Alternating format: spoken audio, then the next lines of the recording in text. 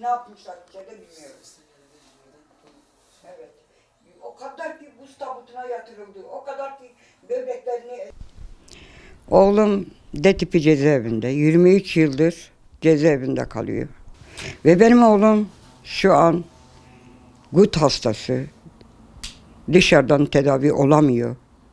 Her gidip gördüğümde parmaklarının şişkinliğini, bu ben anneyim, ölüyorum, tekrar diriliyorum.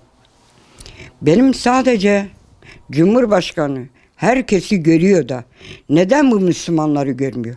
Bu beni mahvediyor. Sadece benim ricam şu, onun da evladı böyle olabilirdi, cezaevinde olabilirdi, yatabilirdi. Bekliyorlar, bir Müslüman içeride son anına geliyor. Ya kanser oluyor, ya herhangi ölüm döşeğine yatıyor. O zaman alıp hastaneye götürüyorlar. Geçenlerde bir arkadaş, yine çocukların arkadaşı, kanserden, yıllardır içeride hasta, babasından beraber içeride ya. Onu da bu şekil son duruma geldi, attılar hastaneye.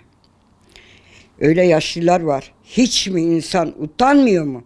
Ben utanıyorum, hayal ediyorum. İçeriye giriyorum, o yaşlılar orada var.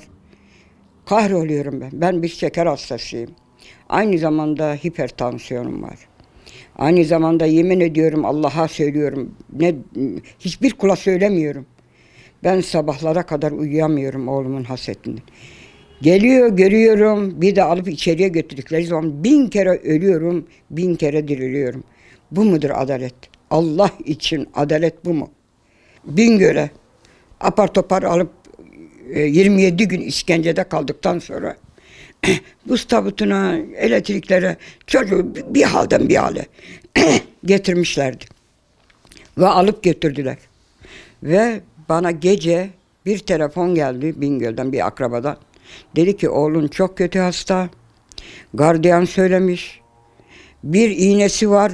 Burada bulunmuyor. Diyarbakır'da bulunuyorsa hemen gönder.